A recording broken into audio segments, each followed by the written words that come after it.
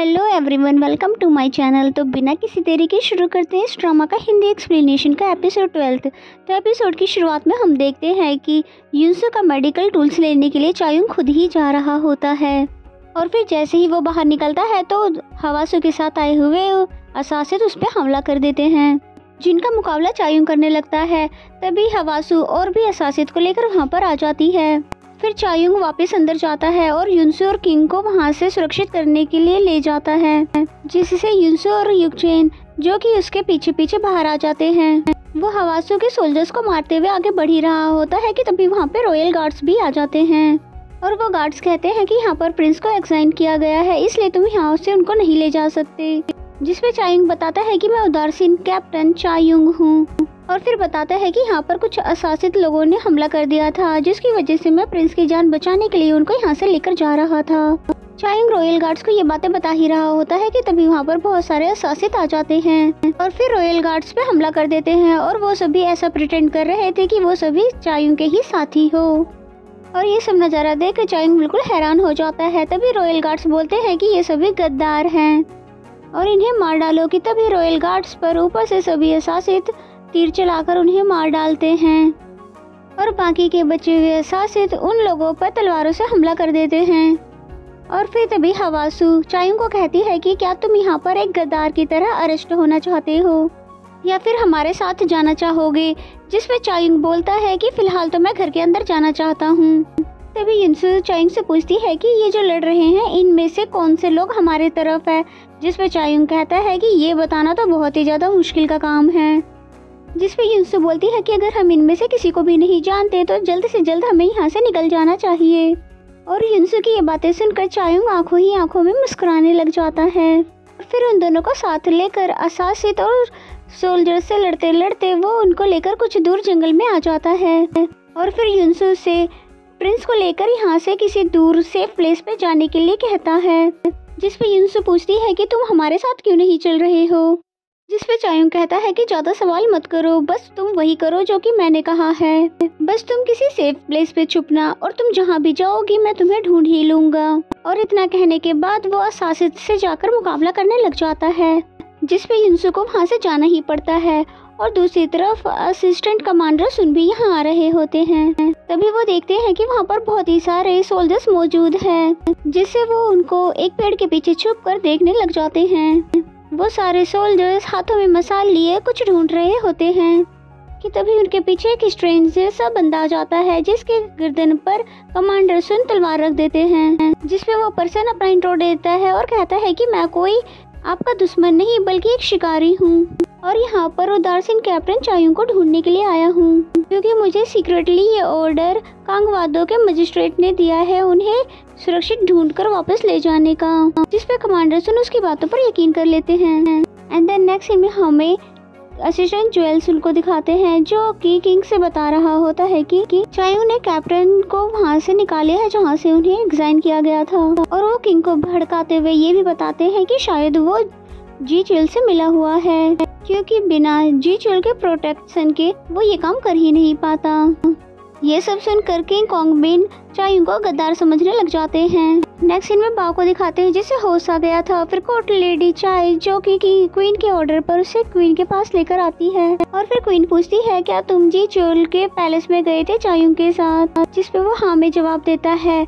और फिर क्वीन पूछती है कि जी चुएल के ऑर्डर पर क्या डिवाइन डॉक्टर और चायुंग दोनों कांगवादो गए हैं। जिसपे बाओ कहता है कि हाँ।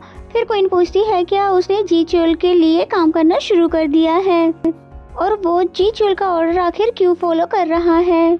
फिर वो बाओ को वहाँ से जाने का ऑर्डर दे देता है, जिससे बाओ पीछे हट जाता है। तभी डॉक्टर जैंग बोलते हैं कि अगर चायुंग ऐसा कर रहा है तो इसके पीछे जरूर कोई वजह होगी। जिसपे क्वीन कहती है कि मैं अब इस बारे में कुछ भी जानना या सुनना नहीं चाहती। नेक्स्ट सीन में युनसो को दिखाते हैं, जो कि प्रिंस को एक खाली से घर में लेकर आई हुई होती है और बाहर बारिश हो रही होती है कि तभी उसे किसी के आने की आहट सुनाई देती है। इससे युनसो को लगता है कि कोई उन्हें मारने के लिए आया है। वो चाकू लेकर पीछे मुड़ती है पर वहाँ पर चायुंग होता है, जो कि उसको पकड़ लेता है और कहता है कि बिना सोचे समझे किसी पर भी अटैक नहीं करना चाहिए। तो युनसो से कोई भी आंसर नहीं करती। फिर चायुंग प्रिंस युंगचैन के पास जाने लग जाता है। फिर युनसो से पूछती है कि तुमने आखिर हमें ढूंढा कैसे। और तुम इतना ज़्यादा लेट क्यों आए हो।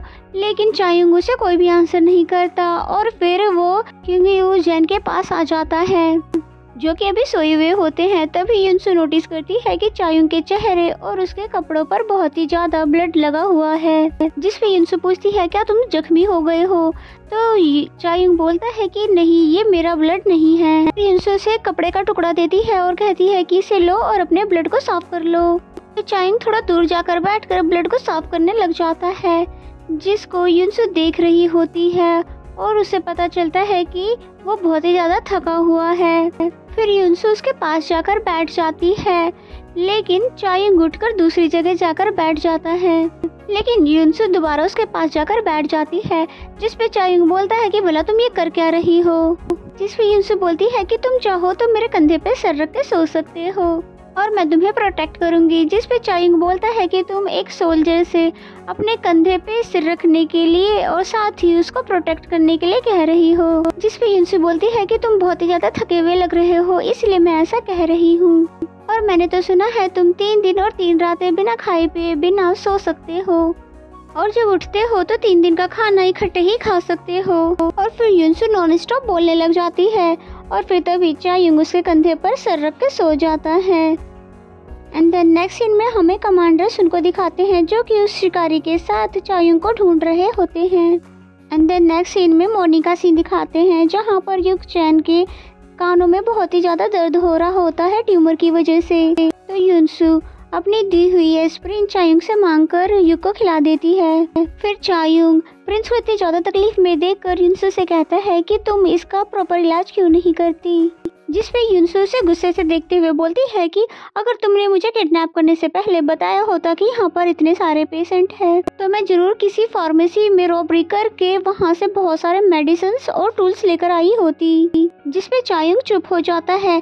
फिर युनसु प्रिंस का ध्यान बटाने के लिए कुछ गेम्स खेलती है और कुछ गाने भी सुनाती है, जिसे सुनकर प्रिंस और चायुंग दोनों ही बहुत ज्यादा हंसने लग जाते हैं। कि तभी चायुंग को वहाँ पर किसी के आने की हट सुनाई देती है और फिर वो जैसे ही बाहर आकर देखता है तो वहाँ पर कमांडर सुन और वही शिकारी होता है। और फिर वो अंदर आ जाते हैं और कमांडर सुन उन्हें जी चोल और उनकी सभी बातें बताते हैं और साथ ही ये भी बताते हैं कि उन्हें कमांडर चाकसुन ने बिना किंग के परमिशन सीक्रेटली उन्हें यहाँ पर भेजा है। और उधर क्वीन फिर से किंग कॉन्गविन के पास आती है और वो उनसे जी चोल के पैलेस जाने का परमिशन मांगती है। जिस पे किंग कॉन्गविन कहते हैं कि जब से आपके गले पे ये जख्म लगा है तब से लगता है आपका दिमाग भी डैमेज हो गया है। फिर वो डॉक्टर जैंग से कहते हैं कि इन्हें यहाँ से लेकर जाओ और इनका इलाज करो। फिर क्वीन कहती है कि मैं जी चोल के पैलेस जाकर उसे चायुंग और डिवाइन डॉक्टर के बदले खुद से एक्सचेंज करने के लिए कहूँगा। जिस पे किंग गुस्से से कहते हैं कि आपको पता भी है आप कह क्या रही हैं।